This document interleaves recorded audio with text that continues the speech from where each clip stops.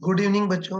देखो आज की क्लास में हमने ग्राउंड टू ग्राउंड प्रोजेक्टाइल के सारे कंसेप्ट पढ़े थे और सबसे लास्ट में देखा था कि ग्राउंड टू ग्राउंड प्रोजेक्टाइल में किसी भी जनरल टी समय पर पार्टिकल का वेग सदिश कितना होगा वो देखा था।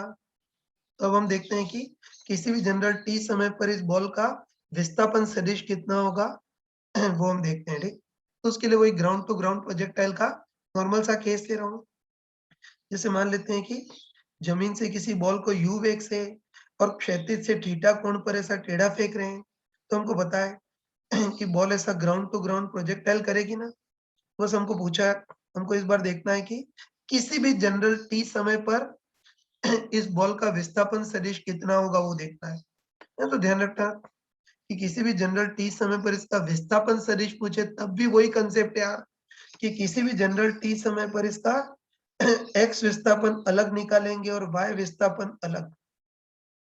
तो विस्थापन सदिश पूछे तब भी वही कंसेप्ट कि किसी भी जनरल टी समय पर इसका एक्स विस्थापन अलग निकालेंगे और इसका वाई विस्थापन अलग निकालेंगे। तो उसके लिए वही सबसे पहले सारे वेग त्वरण को एक्स और वाई दिशा में तोड़ देते हैं। तो पहले हम कर चुके हैं।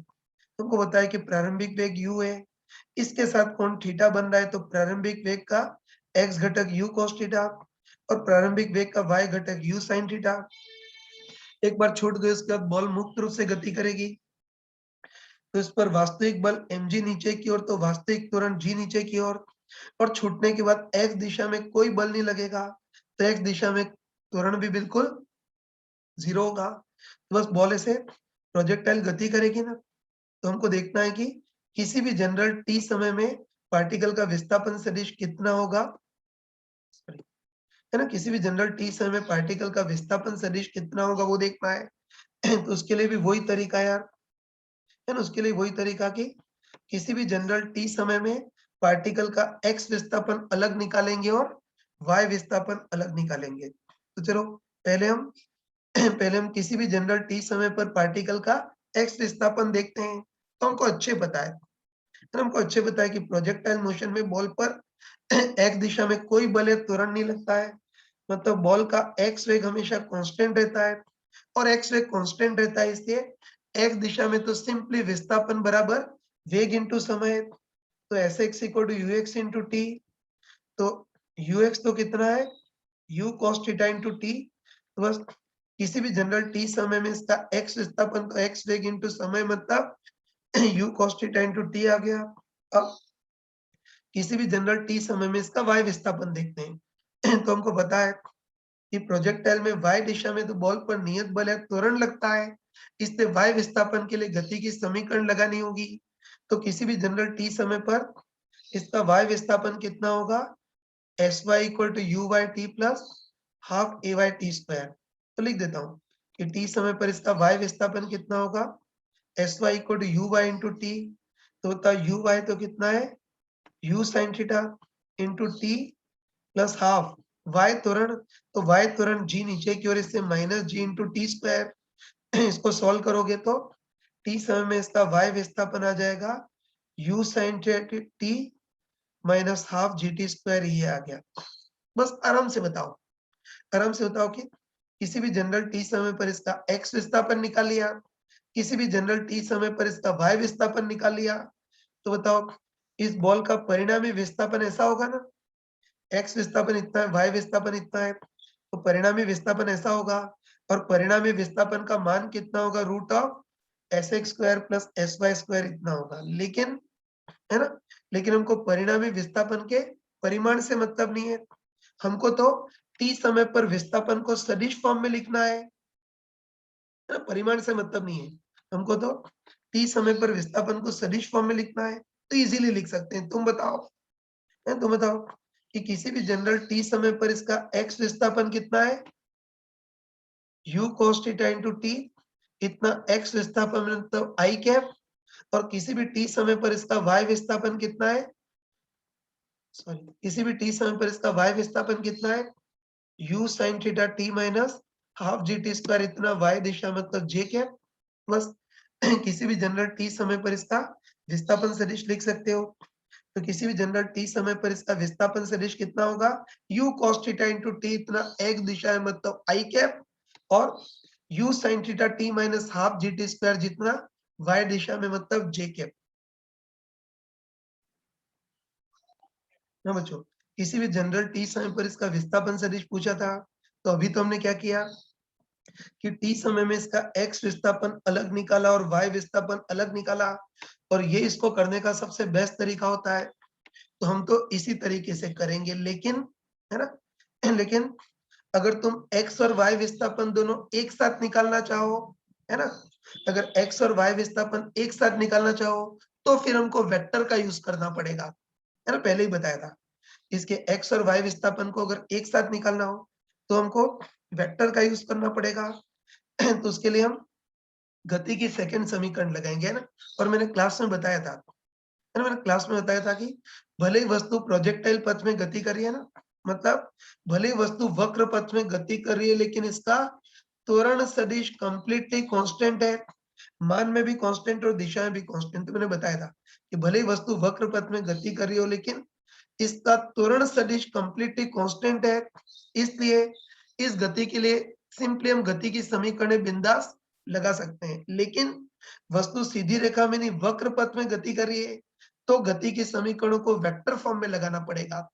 बताओ, t समय पर विस्थापन निकालना है तो गति की सेकंड समीकरण मतलब s equal to ut plus half AT square लगाएंगे, लेकिन वक्र पथ में गति करी तो वेक्टर फॉर्म में, तो s vector equal to u vector t plus half a vector t square. बस ढंग से मान रखेंगे। तो s वेक्टर मतलब किसी भी जनरल t समय पर विस्थापन निकालना है हमको, इक्वल टू u वेक्टर। तो प्रारंभिक वेग को सदिश फॉर्म में क्या लिख सकते हैं, u cos theta i cap plus u sin theta j cap. तो बताओ, s वेक्टर इक्वल टू पहले u वेक्टर, तो u वेक्टर को सदिश फॉर्म में क्या लिख सकते हैं, u cos theta i cap plus u sin theta j cap into t plus half a vector. तो हमको पता है कि इसका त्वरण g नीचे की ओर है, जिसको वेक्टर फॉर्म में माइनस जी जे कैप इंटू टी स्क्वायर। इसको अगर तुम सिंप्लीफाई करोगे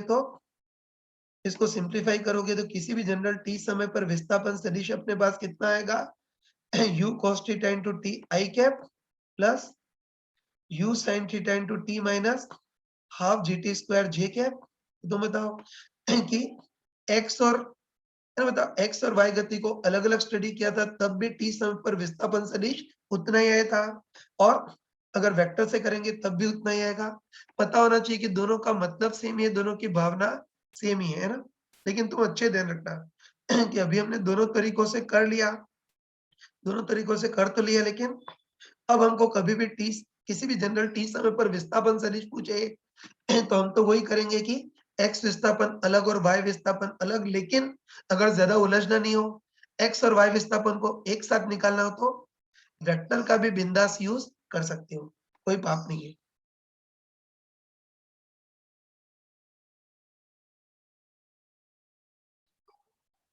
तो बच्चों देखो, ग्राउंड टू ग्राउंड प्रोजेक्टाइल में किसी भी जनरल टी समय पर इसका वेग सदिश और विस्थापन सदिश तो हमने निकाल लिया था।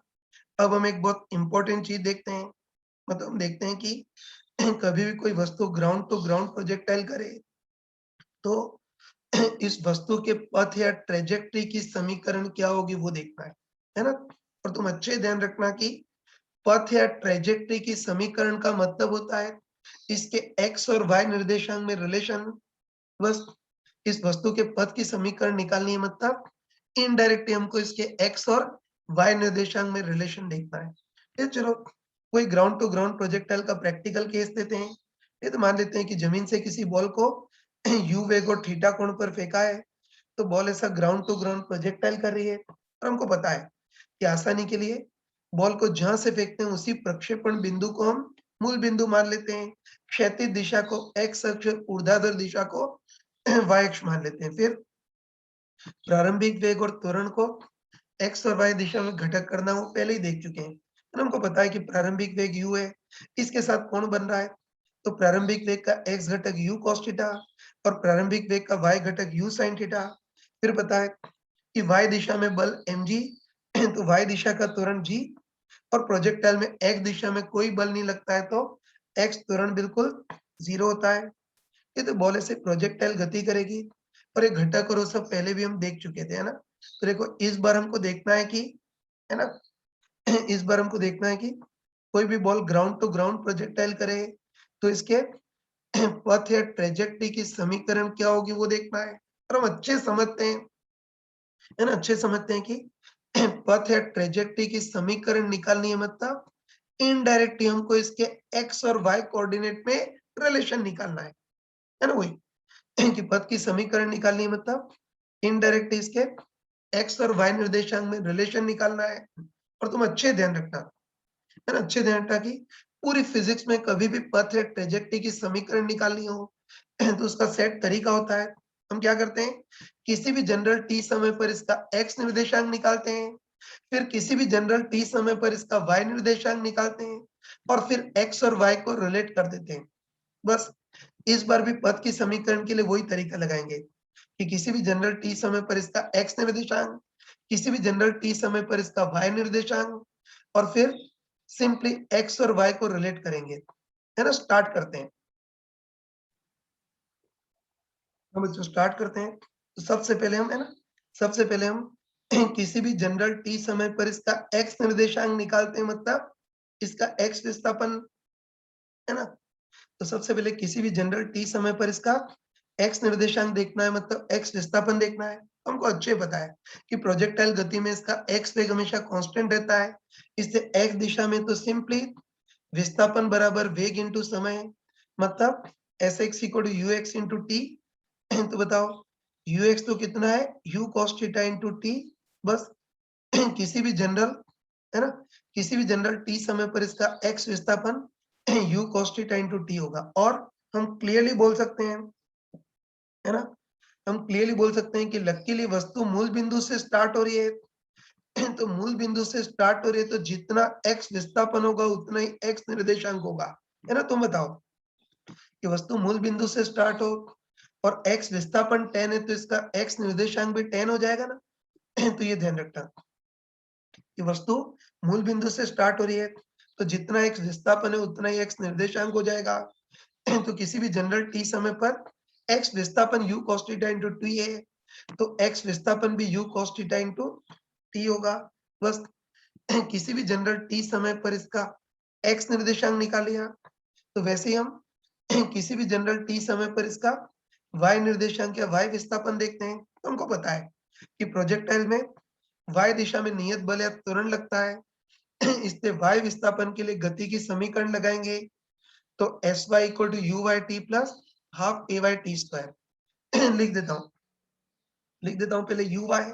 तो बताओ यू वाई कितना है यू साइन थीटा ऊपर की ओर इससे plus u sine theta into t, half ए वाई माइनस जी है तो माइनस जी को ऐसे लिख देता हूँ इंटू टी स्क्वायर तो बताओ किसी भी जनरल टी समय पर इसका वाई विस्थापन कितना होगा, you sine theta T minus half G T square ये होगा। और यहाँ भी वही चीज है कि बताओ बॉल मूल बिंदु से स्टार्ट हो रही है, इसलिए जितना वाई विस्थापन होगा उतना ही वाई निर्देशांक भी होगा तो टी समय में वाई विस्थापन इतना है तो वाई निर्देशांक भी u sin theta into T minus half G T square ये आ गया। बस आराम से बताओ, है ना, आराम से बताओ कि किसी भी जनरल टी समय पर x, किसी भी जनरल टी समय पर x निर्देशांक देख लिया किसी भी जनरल टी समय पर y निर्देशांक देख लिया, तो बस अब हम x और y को रिलेट करेंगे। तो हमको x और y को रिलेट करना है, मतलब t को हटाना है। और हमको अच्छे पता है कि t को हटाने के लिए या t को एलिमिनेट करने के लिए इस समीकरण से t का मान निकालेंगे और इधर रख देंगे। बस x और y को रिलेट करना है, मतलब t को हटाना है तो उसके लिए इस समीकरण से t का मान निकालेंगे और इधर रख देंगे। बताओ इस समीकरण से t का मान निकालते हैं तो u cos थीटा को उधर ट्रांसफर करते हैं, तो उधर ट्रांसफर करोगे तो t equal to x by you cos theta. तो बताओ इस समीकरण से t का मान निकाला और इधर t का मान रख देंगे, तो बताओ y इक्वल टू, मतलब y equal to u sine theta into t की जगह क्या लिख सकते हैं x open u cos theta minus half g और t की जगह x by you cos theta का होल स्क्वायर ये लिख सकते हैं, ठीक है। बस इसको ढंग से सॉल्व करते हैं तो y इक्वल टू, है ना, y इक्वल टू यू से यू कैंसल, तो इसमें u से u कैंसिल, तो कितना बचेगा x। और बताओ साइन थीटा अपन कॉस थीटा को क्या लिख सकते हैं, टेन थीटा माइनस माइनस इधर जी एक्स स्क्वायर तो ऊपर आ गया और नीचे क्या आ जाएगा बताओ, two you square cos square theta है ना। इसको सॉल्व करेंगे तो y equal to x tan theta minus इधर g x square open two you square cos square theta, ये हो गया। बस हम क्लियरली बोल सकते हैं, है ना। तो हम क्लियरली बोल सकते हैं कि कोई भी वस्तु ग्राउंड टू ग्राउंड प्रोजेक्टाइल कर रही हो तो उसके एक्स और वाई निर्देशांक में रिलेशन ये होता है।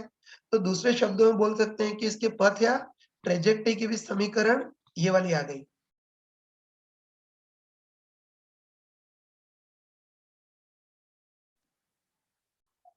हाँ बच्चों, अभी हमने देख लिया कि कोई भी वस्तु ग्राउंड टू ग्राउंड प्रोजेक्टाइल करे तो इसके एक्स और वाई निर्देशांक में रिलेशन, मतलब इसके पथ या ट्रेजेक्टरी की समीकरण क्या होती है, y equal to x tan theta minus G x square open two you square cos square theta. और देखो इस इक्वेशन का बहुत ज्यादा यूज होता है, इसलिए आगे मूर्खों टाइप से पूरा डिराइव करने का टाइम नहीं है। इस ट्रेजेक्टरी की इक्वेशन को फॉर्मूले की फॉर्म में डायरेक्ट याद रखना। ये तो एक बार बोल रहा हूँ, ध्यान से सुनना, सीधा सीधा दिमाग में छप जाना चाहिए ना। तो है ना, तुम अच्छे ध्यान रखना कि कभी कोई वस्तु ग्राउंड टू ग्राउंड प्रोजेक्टाइल करे तो इसके एक्स और वाई निर्देशांक में रिलेशन, मतलब इसके पथ या ट्रेजेक्टरी की समीकरण क्या होती है, y equal to x tan theta minus G x square upon two you square cos square theta, है ना। और इसमें एक इंपॉर्टेंट चीज देख सकते हैं ना, इसमें एक इंपॉर्टेंट चीज देख सकते हैं कि तुम बताओ कि y के एक्सप्रेशन में, है ना, हम बोल सकते हैं कि जो पद की समीकरण है उसमें y के एक्सप्रेशन में अगर ओनली x आता, मतलब x की पावर 1 आता, तब तो इसका पद सरल रेखीय होता। लेकिन बताओ वास्तव में इसके पथ या ट्रेजेक्टरी की समीकरण में y के एक्सप्रेशन में x भी आ रहा है और साथ में x स्क्वायर भी आ रहा है। दिख रहा है ना कि y के एक्सप्रेशन में x के साथ साथ x स्क्वायर भी आ रहा है। मतलब बोल सकते हैं कि y की समीकरण में x स्क्वायर आ रहा है, या y और x के बीच रिलेशन क्वाड्रेटिक रिलेशन है। और तुमने मैथमेटिक्स में पढ़ा होगा कि y की इक्वेशन में x स्क्वायर आए या y और x के बीच रिलेशन क्वाड्रेटिक आए तो उस केस में पद कैसा होता है, पैराबोलिक या परवलयाकार होता है।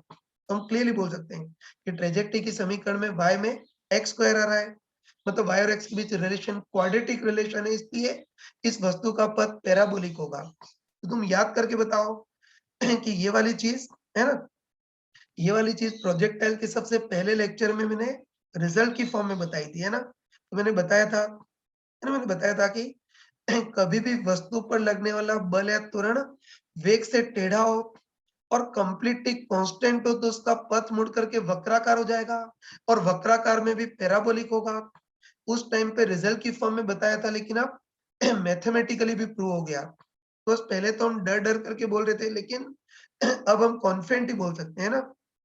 अब हम बिल्कुल कॉन्फिडेंट ही बोल सकते हैं कि कभी भी वस्तु पर लगने वाला बल या त्वरण वेग से टेढ़ा हो और कंप्लीटली कांस्टेंट हो तो उस केस में इसका पथ निश्चित रूप से पैराबोलिक या परवलयाकार होगा, ये बोल सकते हैं।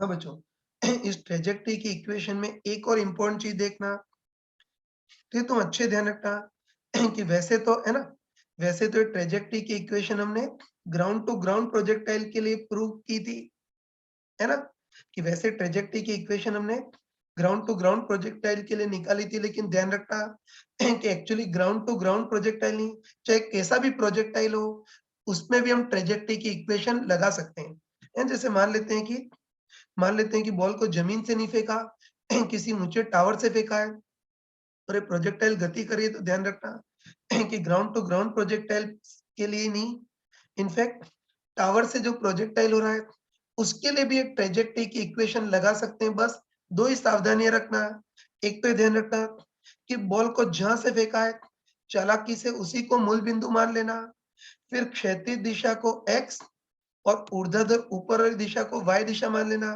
तो अब इस टावर वाले प्रोजेक्टाइल के लिए भी हम ये ट्रेजेक्टरी की इक्वेशन लगा सकते हैं। तो ये ध्यान रखना, अच्छे ध्यान रखना कि ट्रेजेक्टरी की इक्वेशन केवल ग्राउंड टू ग्राउंड प्रोजेक्टाइल के लिए नहीं, बाकी प्रोजेक्टाइल के लिए भी ट्रेजेक्टरी की स्टैंडर्ड इक्वेशन तुम बिंदास लगा सकते हो। बस 2 ही चीजें ध्यान रखना कि एक तो बॉल को जहां से फेंका है उसी को चालाकी से मूल बिंदु मान लेना। क्षैतिज को x और ऊर्ध्वाधर ऊपर वाली दिशा को प्लस y मान लो। तो इसमें भी ट्रेजेक्टरी की समीकरण लगा सकते हैं। बस यही है कि कुछ समय के बाद बॉल इस x अक्ष के भी नीचे चली जाएगी, मतलब इसका y निर्देशांक नेगेटिव हो जाएगा। तो मैथमेटिक्स सब कुछ अपने आप एडजस्ट कर लेगी। तो ट्रेजेक्टरी की समीकरण अगर तुमने कल्पनाशीलता हो तो बाकी प्रोजेक्टाइल के लिए भी बिंदास यूज कर सकते हो। तो बच्चों अभी हमने पथ या ट्रेजेक्टरी की स्टैंडर्ड समीकरण पढ़ तो ली, लेकिन कई बच्चों के दिमाग में आता है कि इस ट्रेजेक्टरी की समीकरण का यूज कब करते हैं, वो दिमाग में आता है ना। तो तुम अच्छे ध्यान रखना है ना, तुमको अच्छे पता है कि तुमको अच्छे पता है कि पथ या ट्रेजेक्टरी की समीकरण एक्स और वाई निर्देशांक में रिलेशन को बताती है। पता है ना कि पथ या ट्रेजेक्टरी की समीकरण इसके एक्स और वाई निर्देशांक में रिलेशन बताती है। इससे अच्छे ध्यान रखना कि प्रोजेक्टाइल के किसी भी क्वेश्चन में अगर निर्देशांक की इंफॉर्मेशन पूछी हो या निर्देशांक की इंफॉर्मेशन दे रखी हो तो कोई बुद्धि लगाने की जरूरत नहीं है, बस आंखें बंद करके पथ की समीकरण लगाएंगे। तो ये ध्यान रखना है कि पथ या ट्रेजेक्टरी की इक्वेशन एक्स और वाई निर्देशांक में रिलेशन बताती है ना। वो ध्यान रखना कि प्रोजेक्टाइल के किसी भी क्वेश्चन में पथ की इंफॉर्मेशन पूछी हो या पथ की इंफॉर्मेशन दे रखी हो तो बस आंखें बंद करके हम ट्रेजेक्टरी की इक्वेशन लगा सकते हैं ना। जैसे कि एक सिंपल सा केस दे रहा हूँ, जैसे मान लेते हैं कोई ball ground to ground projectile कर रही है और 20 मीटर दूर और 10 मीटर ऊंचे किसी पिलर के टॉप मोस्ट बिंदु से जस्ट टच करती हुई निकल जाती है। तो तुम देखते ही बताओ कि इसमें भी निर्देशांक की इंफॉर्मेशन दे रखी है। बताओ बॉल को जहां से फेंकते हैं उसी को मूल बिंदु मानते हैं ना। तो बताओ टावर का ये जो बिंदु है 20 मीटर आगे है, मतलब एक्स निर्देशांक 20 और 10 मीटर ऊपर है, मतलब वाई निर्देशांक 10।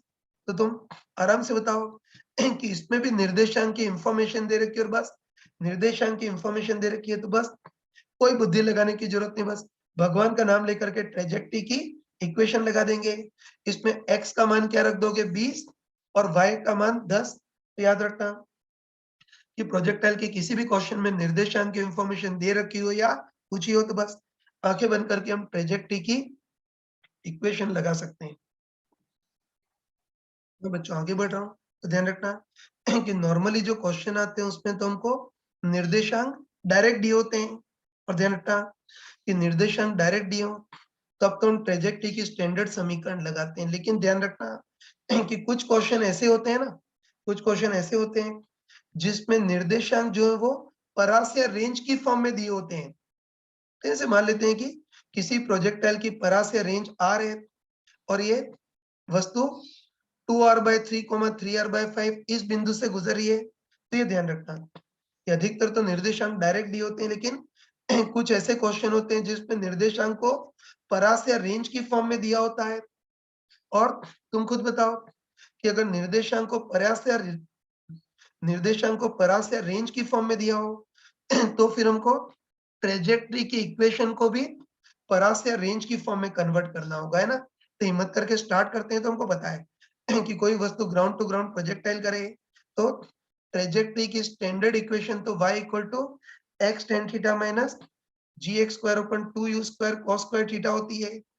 लेकिन इस बार हमको ट्रेजेक्टरी की समीकरण परास या रेंज आर की फॉर्म में निकालनी है तो उसके लिए स्किल होती है। तो ध्यान रखना कि ट्रेजेक्टरी की इक्वेशन को परास या रेंज की फॉर्म में निकालना है तो उसके लिए हम क्या करते हैं कि इन दोनों टर्म में x tan थीटा को जबरदस्ती कॉमन ले लेते हैं। तो ये ध्यान रखना कि ट्रेजेक्टरी की इक्वेशन को परास में कन्वर्ट करना है ना तो उसके लिए हम क्या करते हैं कि इन दोनों टर्म में x tan थीटा को जबरदस्ती कॉमन ले लेते हैं।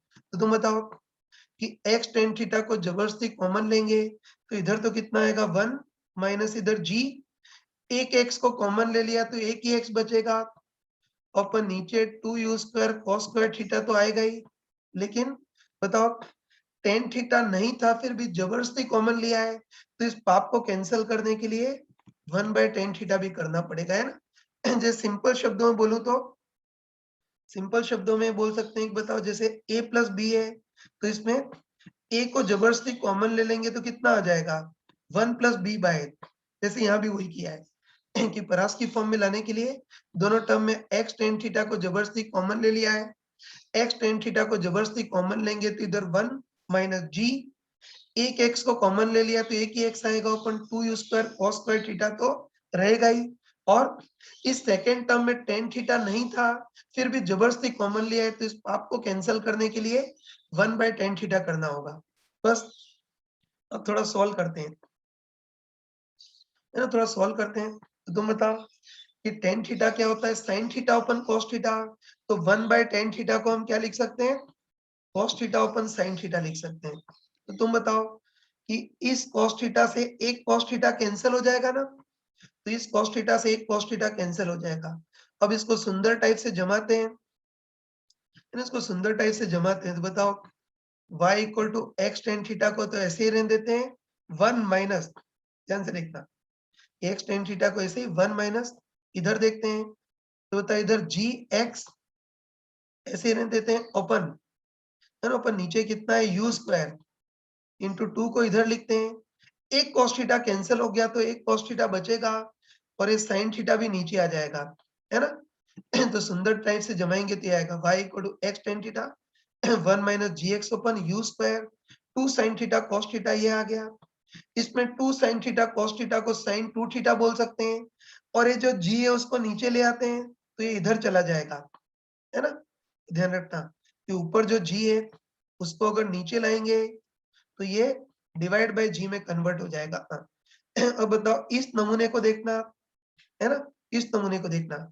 तो ये नमूना क्या है, u square 2 sin theta cos theta को sin 2 थीटा बोल सकते हैं ना, तो ये नमूना क्या है, u square sin 2 theta open g, और हमको पता है कि u square sin 2 theta open g को क्या बोल सकते हैं, इसकी क्षैतिज परास बोल सकते हैं। तो बताओ अब पद की समीकरण क्या आ गई, y equal to X tan theta 1 minus x upon r, तो इसको भी हमको डायरेक्ट याद रखना है, ठीक है, तो इसको डिराइव करने का टाइम नहीं है, इसको भी डायरेक्ट याद रखना है। ये तो अच्छे ध्यान रखना, तुम अच्छे ध्यान रखना कि कोई वस्तु ग्राउंड टू ग्राउंड प्रोजेक्टाइल कर रही हो, है ना, कोई वस्तु ग्राउंड टू ग्राउंड प्रोजेक्टाइल कर रही हो तो पथ है ट्रेजेक्टरी की स्टैंडर्ड समीकरण तो y equal to X tan theta minus G x square upon 2u square cos square theta होती है, लेकिन पथ है ट्रेजेक्टरी की समीकरण परास की फॉर्म में क्या होती है, y equal to X tan theta 1 minus x upon r ही होती है। कब कौन सा यूज करना, है ना, कब कौन सी समीकरण यूज करना हमको अच्छे पता है ना। तो हमको अच्छे पता है कि कभी भी निर्देशांक हमको सीधे सीधे दे रखे हो, है ना, कभी भी निर्देशांक सीधे सीधे दे रखे हो तो ट्रेजेक्टरी की स्टैंडर्ड समीकरण का यूज करेंगे, और कभी भी निर्देशांक ऐसे परास के रूप में दे रखे हो तो ट्रेजेक्टरी की समीकरण परास की फॉर्म में जो होती है उसका यूज करेंगे। बच्चों अभी हमने पथ या ट्रेजेक्टरी की समीकरण पढ़ ली, अब उस पे बेस्ड क्वेश्चन हम बहुत इजीली कर सकते हैं। ठीक, चलो इसका एक क्वेश्चन ले रहा हूँ, तो क्वेश्चन की लैंग्वेज मैंने यहाँ लिख दी है, मल्टीपल चॉइस क्वेश्चन है, ठीक। तो क्वेश्चन की लैंग्वेज लिख दी है, मैं जस्ट क्वेश्चन को एक्सप्लेन ही कर रहा हूँ बच्चों, ठीक है। तो हमको दे रखा है कि जमीन से किसी बॉल को 20 मीटर पर सेकेंड के वेग से और क्षैतिज से थीटा कोण पर ऐसा टेढ़ा फेंका है, तो ये बॉल ऐसी प्रोजेक्टाइल गति कर रही है।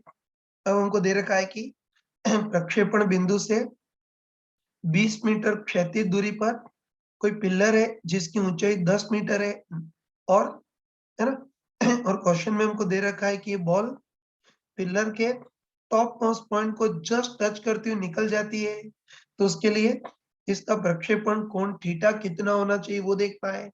और उसके लिए हमको ये 4 ऑप्शन दे रखे हैं, है ना। स्टार्ट करते हैं, तो ये बॉल को फेंका है और बॉल टावर के टॉप मोस्ट बिंदु को जस्ट टच करती हुई निकल जाती है, तो थीटा कितना होगा वो देखना है। तो तुम देखते ही बताओ कि इस क्वेश्चन में भी हमको निर्देशांक की इंफॉर्मेशन दे रखी है ना, तुम आराम से बताओ, तुम आराम से बताओ कि नॉर्मली बॉल को जहां से फेंकते हैं उसी को मूल बिंदु मानते हैं ना, बॉल को जहां से फेंकते हैं उसी को मूल बिंदु मतलब ओरिजिन मानते हैं। तो तुम आराम से बताओ कि इसको ओरिजिन माने तो पिलर का जो टॉप मोस्ट बिंदु है वो 20 मीटर क्षैतिज दूरी आगे है, तो इसका x निर्देशांक तो 20 होगा, और 10 मीटर ऊंचाई पर है मतलब इसका y निर्देशांक 10 होगा।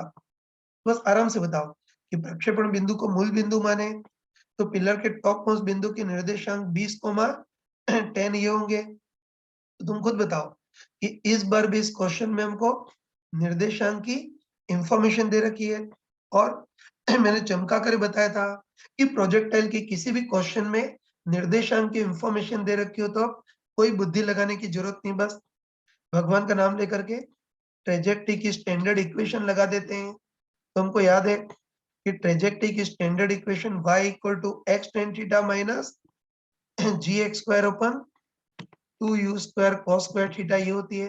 तुम आराम से बताओ कि इस बार जो बॉल है वो 20, है ना, बताओ जो बॉल है वो 20, 10 इस बिंदु से गुजर रही है, तो ट्रेजेक्टरी की स्टैंडर्ड इक्वेशन में x की जगह 20 और y की जगह 10 रख देंगे। तो y की जगह तो क्या रख देंगे 10 इक्वल टू x की जगह 20 इंटू tan थीटा निकालना है तो ऐसे ही रहने देंगे, माइनस g तो g का मान 10, x का मान 20, तो x² 20 का स्क्वायर अपन 2 u, तो u कितना है 20, तो u² 20² इंटू cos² थीटा ये आ गया।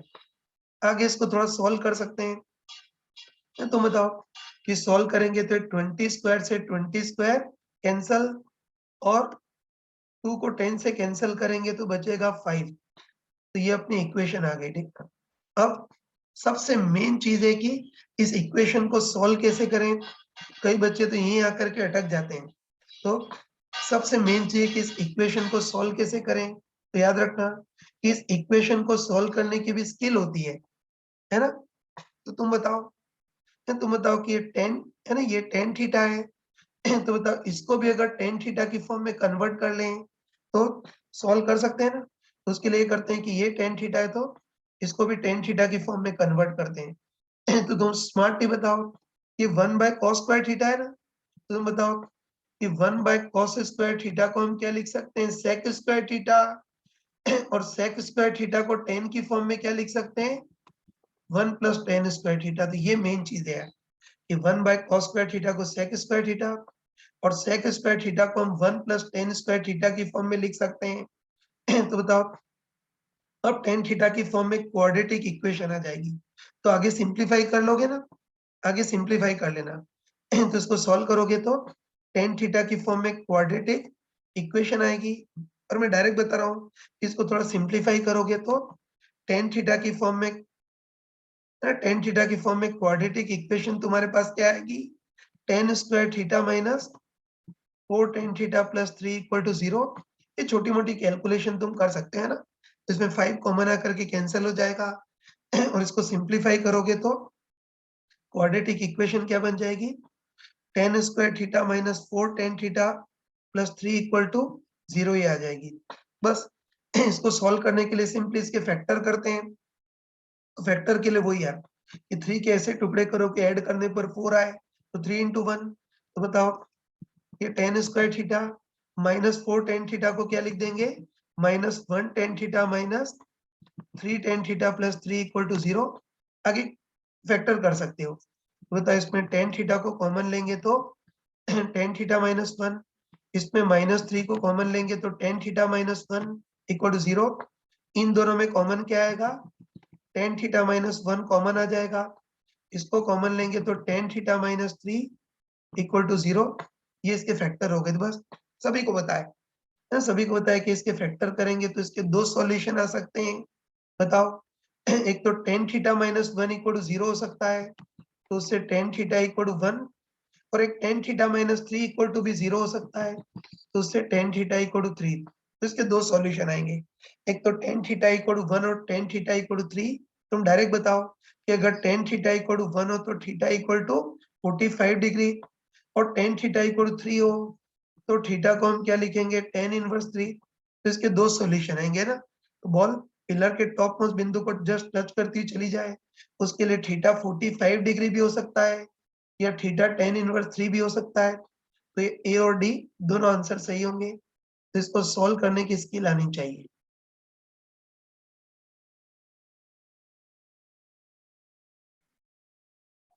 तो बच्चों इसका एक और क्वेश्चन करते हैं। ये तो हमको दे रखा है कि ग्राउंड से किसी बॉल को 10 मीटर पर सेकंड की वेलोसिटी से और हॉरिजॉन्टल से 45 डिग्री एंगल पर फेंका है। तो बॉल ऐसे प्रोजेक्टाइल मोशन कर रही है, तो हमको दे रखा है कि पॉइंट ऑफ प्रोजेक्शन से 8 मीटर डिस्टेंस पर कोई ऊंची वॉल है, मतलब कोई ऊंची दीवार है। तो हमको पूछा है कि बॉल जब इस दीवार से टकराएगी तो कितनी हाइट पर टकराएगी वो देखना है ना। इसको कर सकते हैं, हम स्टार्ट करते हैं। तो बॉल को ऐसा फेंका है, तो हमको पूछा है कि बॉल जब दीवार से टकराएगी तो कितनी हाइट पर टकराएगी वो देखना है। तो चलो मान लेते हैं कि जो बॉल है वो वाई हाइट पे टकरा रही है, वो मान लेते हैं। तो तुम खुद बताओ कि इस क्वेश्चन में भी कोऑर्डिनेट की इंफॉर्मेशन दे रखी है ना। तुम खुद बताओ कि नॉर्मली बॉल को जहां से फेंकते हैं उसी को ओरिजिन मान लेते हैं। तो बताओ, बॉल जहां टकरा रही है ना, वो पॉइंट 8 मीटर हॉरिजॉन्टल आगे है, तो इसका एक्स कोऑर्डिनेट तो 8 मीटर है। और बॉल कितनी हाइट पर टकराएगी, मतलब इसका वाई कोऑर्डिनेट हमको निकालना है ना। तो क्वेश्चन ये बन गया। क्वेश्चन ये बन गया कि बॉल जहां दीवार को टकराएगी उस पॉइंट का एक्स कोऑर्डिनेट तो 8 है, तो उस पॉइंट का वाई कोऑर्डिनेट कितना होगा वो देखना है। तो बस तुम बताओ कि जैसे पिछले क्वेश्चन में कोऑर्डिनेट की इंफॉर्मेशन दे रखी थी, वैसे यहाँ कोऑर्डिनेट की इंफॉर्मेशन पूछी है, तो हमको रटा हुआ है कि चाहे कोऑर्डिनेट की इंफॉर्मेशन दे रखी हो या कोऑर्डिनेट की इंफॉर्मेशन पूछी हो, तो बस इस बारी बुद्धि लगाने की जरूरत नहीं, बस भगवान का नाम लेकर के ट्रेजेक्टरी की स्टैंडर्ड इक्वेशन लगा सकते हैं। तो ट्रेजेक्टरी की स्टैंडर्ड इक्वेशन है ना, क्या होती है, कोई y equal to x tan theta minus G x square upon 2u² cos square theta, ये लगा देंगे है ना। इस बार x कोऑर्डिनेट की वैल्यू तो 8 रखेंगे और y कोऑर्डिनेट निकालना है, उसको y रहने देते हैं। तो बताओ, y कोऑर्डिनेट तो निकालना है, इसको ऐसे ही रहने देते हैं, इक्वल टू जहां टकराएगी उसका x कोऑर्डिनेट कितना है 8, tan थीटा, तो angle of projection 45 degree minus G tan X, तो बता एक्स कोऑर्डिनेट कितना है 8 का स्क्वायर अपन 2, यू कितना है 10 का स्क्वायर, और बताओ cos स्क्वायर थीटा कितना है 45 डिग्री। इसको सॉल्व कर लेना। इसको सॉल्व करोगे तो तुम्हारे पास y इक्वल टू 1.6 मीटर आएगा, मतलब बॉल जब दीवार से टकराएगी तो 1.6 मीटर हाइट पे टकराएगी। तो ध्यान रखना है ना। तुम अच्छे ध्यान रखना कि अभी हमने इक्वेशन और ट्रेजेक्टरी के मूर्खों टाइप से दो क्वेश्चन कर लिए, लेकिन दोनों क्वेश्चन से एक ही सबक मिला कि प्रोजेक्टाइल के किसी भी क्वेश्चन में कोऑर्डिनेट की इंफॉर्मेशन दे रखी हो या कोऑर्डिनेट की इंफॉर्मेशन पूछी हो, तो बस आंखें बंद करके ट्रेजेक्टरी की इक्वेशन का ही यूज करेंगे। और बच्चों, इसका एक और क्वेश्चन ले रहे हैं। तो हमको दे रखा है कि ग्राउंड से किसी बॉल को u वेलोसिटी और थीटा एंगल पर प्रोजेक्ट किया है, तो बॉल इसे ग्राउंड टू ग्राउंड प्रोजेक्टाइल कर रही है। और हमको दे रखा है कि इस ग्राउंड टू ग्राउंड प्रोजेक्टाइल में बॉल की हॉरिजॉन्टल रेंज हमको r दे रखी है ना। अब हमको दे रखा है कि यहाँ से 2r/3 हॉरिजॉन्टल डिस्टेंस पर कोई पिलर है जिसकी हाइट r/3 है, और हमको दे रखा है कि जो बॉल है वो पिलर के टॉप मोस्ट पॉइंट को जस्ट टच करती हुई निकल रही है। तो एंगल ऑफ प्रोजेक्शन थीटा कितना होना चाहिए वो देखना है। बस तुम देखते ही बताओ, इस बार भी हमको कोऑर्डिनेट की इंफॉर्मेशन दे रखी है ना, मुझे कहने की जरूरत नहीं है कि बॉल को जहां से फेंकते हैं उसी को ओरिजिन मानते हैं। तो द पिलर का top most point horizontally 2r/3 आ गए, तो इसके एक्स कोऑर्डिनेट तो 2r/3 और ये r/3 ऊपर है, तो y कोऑर्डिनेट r/3। मतलब कहने का मतलब है कि बॉल इस वाले कोऑर्डिनेट से पास होती हुई जा रही है। बस बताओ, इस बार भी कोऑर्डिनेट की इंफॉर्मेशन दे रखी है तो ट्रेजेक्टरी की इक्वेशन लगाएंगे, लेकिन इस बार कोऑर्डिनेट की इंफॉर्मेशन रेंज की फॉर्म में दे रखी है, तो इस बार हम ट्रेजेक्टरी की इक्वेशन रेंज की फॉर्म में लगाएंगे, है ना। मैंने चमका करके याद कराया था कि ट्रेजेक्टरी की इक्वेशन रेंज की फॉर्म में क्या होती है, y equal to x tan theta 1 minus X by R. बस ये बॉल इस कोऑर्डिनेट से पास हो रही है ना। बस बताओ, इस ट्रेजेक्टरी की इक्वेशन में x कोऑर्डिनेट की वैल्यू 2r/3 और y कोऑर्डिनेट की वैल्यू r/3। तो बताओ, y कोऑर्डिनेट की वैल्यू तो r/3 equal to x coordinate की value 2r/3 tan theta 1 minus x की जगह 2r/3 ओपन r। बताइए क्या बन गया, 1 माइनस 2/3 कितना बन गया 1/3। इसको सॉल्व कर लेना यार, है ना। इसको तुम सॉल्व कर लेना, सॉल्व करोगे तो क्या होगा, ये 1/3 से 1/3 कैंसिल, r से r कैंसल, तो इसको सॉल्व करेंगे तो tan थीटा इक्वल टू 3/2, तो theta equal to tan inverse 3/2। तो इस टाइप के भी क्वेश्चन तुम इजीली कर सकते हो। हाँ बच्चों, इक्वेशन ऑफ ट्रेजेक्टरी का एक लास्ट क्वेश्चन देखते हैं, इसको देखना। और ये भी कई बार अपने बुक्स में दिया होता है कि तुमको दे रखा है कोई ball ground to ground projectile कर रही है और इसके पाथ है ट्रेजेक्टरी की इक्वेशन दे रखी है। तो हमको पाथ है ट्रेजेक्टरी की equation y equal to a x minus b x square दे रखी है, जहाँ a और b कोई भी कांस्टेंट है। तो बस इसके बेसिस पर हमको सारी चीजें निकालनी है। मतलब इस ट्रेजेक्टरी की इक्वेशन के बेसिस पर हमको देखना है कि इस बॉल का एंगल ऑफ प्रोजेक्शन कितना होगा, फिर इनिशियल x वेलोसिटी मतलब ux कितनी होगी, इनिशियल y वेलोसिटी मतलब uy कितना होगा, फिर बॉल का time of flight, maximum height और हॉरिजॉन्टल रेंज कितनी होगी। मतलब हमको इसके सारे पैरामीटर निकालने हैं। स्टार्ट करते हैं। ठीक, तो कोई object ground to ground projectile कर रहा है और इसके पाथ है ट्रेजेक्टरी की equation y equal to a x minus b x square दे रखी है। तो बस तुम अच्छे ध्यान रखना है ना, तुम अच्छे ध्यान रखना कि पूरे प्रोजेक्टाइल में कभी भी हमको ट्रेजेक्टरी की इक्वेशन दे रखी हो तो इसको ट्रेजेक्टरी की स्टैंडर्ड इक्वेशन से कंपेयर करेंगे ना। तो हमको पता है ना, हमको अच्छे पता है कि कोई भी ball ground to ground projectile करे तो इसके ट्रेजेक्टरी की स्टैंडर्ड इक्वेशन क्या होती है, y equal to x tan theta minus G x square upon 2u square cos square theta. ये ध्यान रखना कि कभी भी ट्रेजेक्टरी की इक्वेशन दे रखी हो तो उसको हम ट्रेजेक्टरी की स्टैंडर्ड इक्वेशन से कंपेयर करेंगे। बिल्कुल कंपेरेबल है ना यार, x की जगह x है, x स्क्वायर की जगह x स्क्वायर है, तो बस इसको ट्रेजेक्टरी की स्टैंडर्ड इक्वेशन से कंपेयर करेंगे। तो बताओ कि कंपेयर करेंगे तो बताओ टेन थीटा का काम कौन करेगा, a है ना। ट्रेजेक्टरी की स्टैंडर्ड इक्वेशन से कंपेयर करेंगे तो बताओ टेन थीटा का काम कौन करेगा, a। मतलब बोल सकते हैं कि tan theta equal to a होगा, tan theta equal to a होगा तो थीटा इक्वल टू कितना हो जाएगा, टेन इनवर्स a। तो एक पार्ट तो पता चल गया कि angle of projection theta equal to tan inverse a होगा। फिर हम एक्स स्क्वायर के कोफिशिएंट को भी कंपेयर कर सकते हैं। तो बताओ इधर एक्स स्क्वायर का कोफिशिएंट b और इधर एक्स स्क्वायर का coefficient g upon 2u square cos square theta. बताओ एक्स स्क्वायर है ना, बताओ एक्स स्क्वायर के कोफिशिएंट को कंपेयर करेंगे तो बताओ g upon 2u square cos square theta का काम कौन करेगा, b है। तो ये ध्यान रखना कि x के कोफिशिएंट को कंपेयर करेंगे तो tan theta equal to a और x स्क्वायर के कोफिशिएंट को कंपेयर करेंगे तो g upon 2u square cos square theta का काम कौन करेगा, b। तो इससे हम u cos थीटा निकाल सकते हैं, है ना, ट्रांसफर करते हैं।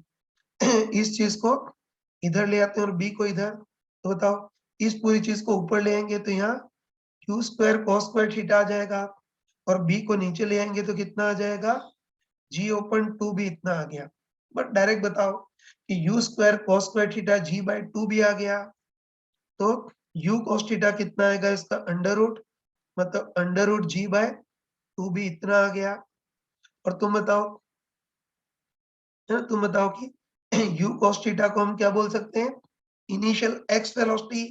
यहाँ लिख देता हूं मैं, यहाँ लिख देता हूं कि u cos थीटा को हम क्या बोल सकते हैं, इनिशियल x वेलोसिटी मतलब ux। बस पक्का बोल सकते हैं कि इसकी इनिशियल x वेलोसिटी मतलब ux कितना होगा, रूट जी बाय 2b इतना हो जाएगा, है ना। तो था इनिशियल x वेलोसिटी या ux तो अपने पास रूट जी बाय 2b आ गया। अब हमको इनिशियल y वेलोसिटी निकालनी है मतलब uy निकालनी है और हमको पता है कि प्रोजेक्टाइल में इनिशियल x वेलोसिटी तो u cos थीटा होती है लेकिन initial y velocity u sin theta होती है ना। बस अब हमको इनिशियल y वेलोसिटी निकालनी है मतलब u sin थीटा निकालना है। तो उसके लिए थोड़ी सी स्मार्टनेस यूज करते हैं। तो तुम बताओ कि यहाँ से हमने u cos थीटा निकाल लिया था और एक tan थीटा भी हमको पता है उसकी वैल्यू a है। तो तुम बताओ इस इक्वेशन से u cos थीटा आ गया, यहाँ से tan थीटा आ गया। तो बताओ इन दोनों इक्वेशन का मल्टीप्लाई करेंगे तो u sin थीटा भी निकाल सकते हैं। तुम बताओ कि tan theta equal to a है और u cos थीटा को root g by two b है, तो सिंपली इन दोनों इक्वेशन का मल्टीप्लाई कर लेंगे। तो तुम बताओ कि इन दोनों, है ना, इन दोनों इक्वेशन का मल्टीप्लाई करेंगे तो LHS में तो कितना आ जाएगा, tan theta into u cos theta equal to, सही है ना, वही इन दोनों इक्वेशन में LHS का मल्टीप्लाई करेंगे तो tan theta into u cos theta equal to RHS का मल्टीप्लाई करेंगे तो a into root g by two b आ जाएगा। तो बताओ tan थीटा को खोल करके हम क्या लिख सकते हैं, साइन थीटा अपन कॉस थीटा। तो बताओ कॉस थीटा से कॉस थीटा कैंसिल हो जाएगा, और कॉस थीटा से कॉस थीटा कैंसिल करेंगे तो LHS में कितना बचेगा, u साइन थीटा, और वो कितना आ गया, a root g by two b ये हो गया, और u साइन थीटा को हम क्या बोल सकते हैं, इनिशियल y वेलोसिटी। तो बस जो सबसे मेन चीज निकालनी थी वो तो हमने निकाल ली।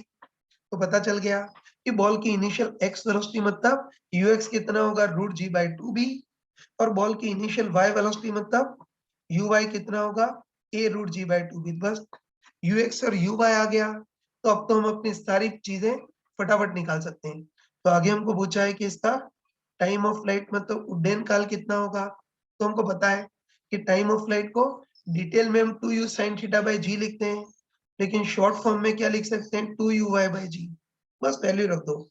तो बताओ 2uy, तो uy अपने पास कितना है, a root g by two b है अपन जी। आगे इसको सॉल्व कर लेना, तो इसको सॉल्व करोगे तो अपने पास टाइम ऑफ फ्लाइट आ जाएगा, सॉल्व करेंगे तो टाइम ऑफ फ्लाइट आ जाएगा। तो एक रूट टू से एक रूट टू कैंसिल, इसको सिंप्लीफाई कर लेना, तो टाइम ऑफ फ्लाइट अपने पास आ जाएगा root of two a square open b into g, ये टाइम ऑफ फ्लाइट आ गया। ऐसे हमको मैक्सिमम हाइट निकालनी है, तो हमको पता है कि ग्राउंड टू ग्राउंड प्रोजेक्टाइल में मैक्सिमम हाइट डिटेल में तो भले ही u square sine square theta by two g होती हो, लेकिन इसको शॉर्ट फॉर्म में u y square by two g लिख सकते हैं। तो बताओ यू वाई इतना है तो यू वाई का स्क्वायर करें, है ना, यू वाई इतना है तो यू वाई का स्क्वायर करेंगे तो कितना आएगा, ए स्क्वायर, और इसका स्क्वायर करेंगे तो अंडर रूट हट जाएगा, मतलब जी बाई टू भी आ जाएगा, अपन नीचे टू जी। बताओ सॉल्व करेंगे तो अब जी से जी कैंसिल हो जाएगा, और जी से जी कैंसिल करेंगे तो इसकी मैक्सिमम हाइट अपने पास कितनी आ जाएगी यार, ये ए स्क्वायर अपन फोर बी, है ना। तो मैक्सिमम हाइट अपने पास कितनी आ जाएगी, ए स्क्वायर अपन फोर बी, ये मैक्सिमम हाइट हो गई। ऐसे हमको हॉरिजॉन्टल रेंज देखनी है, तो हमको पता है कि ग्राउंड टू ग्राउंड प्रोजेक्टाइल में हॉरिजॉन्टल रेंज बेसिकली तो u square sine two theta upon g होती है, लेकिन इसको शॉर्ट फॉर्म में हम 2ux uy बाई जी भी लिख सकते हैं। तो 2ux होता ux कितना है, root g by two b into u y, तो यू वाई अपने पास कितना है, a root g by two b upon g, है ना। तो इससे तुम हॉरिजॉन्टल रेंज भी निकाल सकते हो, है ना।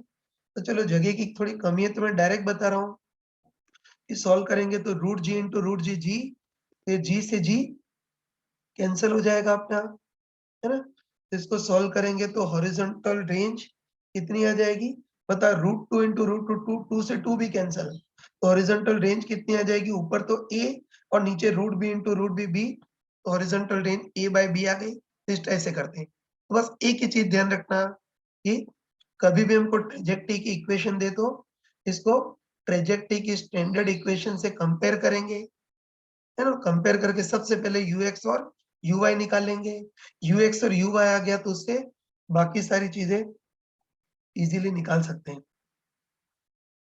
तो बच्चों अब इसी क्वेश्चन का सेकंड पार्ट ले रहा हूँ, तो इस बार भी सेम वही, है ना, इस बार भी सेम वही क्वेश्चन है। तो इस बार भी दे रखा है कि वही ball ground to ground projectile कर रही है, और ट्रेजेक्टरी की इक्वेशन वही दे रखी है, y equal to a x minus b x square.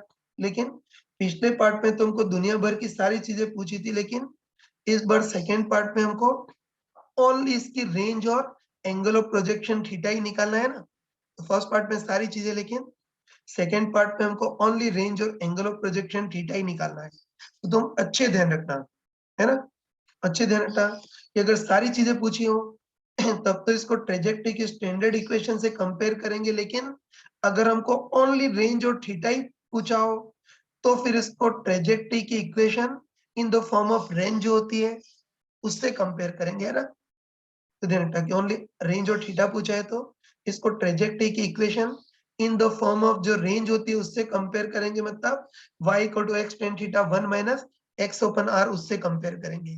तो कंपेयर करने के लिए इसको पहले कंपेरेबल तो बनाए ना, है ना, इसको इसकी फॉर्म में थोड़ा कंपेरेबल बनाते हैं। तो कंपेरेबल बनाने के लिए हमको 1 लाना है, तो तब 1 लाना है तो उसके लिए इसमें ax को जबरदस्ती कॉमन ले लेंगे। तो बताओ ax को जबरदस्ती कॉमन लेंगे तो इधर कितना आएगा 1 माइनस बी, एक x को कॉमन ले लिए तो एक x को कॉमन ले लिया तो एक ही x बचेगा, और a नहीं था फिर भी जबरदस्ती कॉमन ले लिया है तो इस पाप को कैंसिल करने के लिए डिवाइड बाय a करना पड़ेगा। तो बताओ अब ये रेंज की फॉर्म की जो इक्वेशन है उसके कंपेरेबल आ गई, बस इसको रेंज की फॉर्म में इक्वेशन ऑफ ट्रेजेक्टरी होती है उससे कंपेयर करेंगे, मतलब y equal to x tan theta 1 minus x upon R इससे कंपेयर करेंगे। बस अब फटाफट कंपेयर कर सकते हैं ना। बताओ x की जगह x है, इधर भी x की जगह x है, पूरी तरह से कंपेरेबल है। तो कंपेयर करेंगे तो बताओ टेन थीटा का काम कौन करेगा a, तो कंपेयर करेंगे तो टेन थीटा का काम a, तो थीटा इक्वल टू कितना आ गया टेन इनवर्स a। और इधर x के कोफिशिएंट को कंपेयर करेंगे तो तुम बताओ कि रेंज की फॉर्म में ट्रेजेक्टरी की जो इक्वेशन होती है उसमें जो काम 1 ओपन r कर रहा है इसमें वही काम कौन कर रहा है b बाय है। तो बताओ अंदर वाले जो x है उसके कोफिशिएंट को कंपेयर करेंगे तो बताओ b बाय का काम कौन कर रहा है 1 बाय r, तो अंदर वाले x के कोफिशिएंट को कंपेयर करेंगे तो 1 बाय r का काम कौन कर रहा है b बाय, इससे range equal to a by b आ गई। पहले गधों टाइप से इतना घिस करके किया था, लेकिन डायरेक्ट कर लिया तो याद रखना कि सारे पैरामीटर पूछे हो तो ट्रेजेक्टरी की स्टैंडर्ड इक्वेशन से कंपेयर करेंगे, और अगर केवल रेंज और थीटा ही पूछा है तो इसको ट्रेजेक्टरी की equation in the form of R उससे कंपेयर करेंगे। तो ट्रेजेक्टरी की इक्वेशन कंप्लीट हो गई। बस अब तुम प्रोजेक्टाइल वाले पार्ट में ग्राउंड टू ग्राउंड प्रोजेक्टाइल और इक्वेशन ऑफ ट्रेजेक्टरी, ये आई थिंक ए और सी सेक्शन है उसको तुम कंप्लीट कर सकते हो।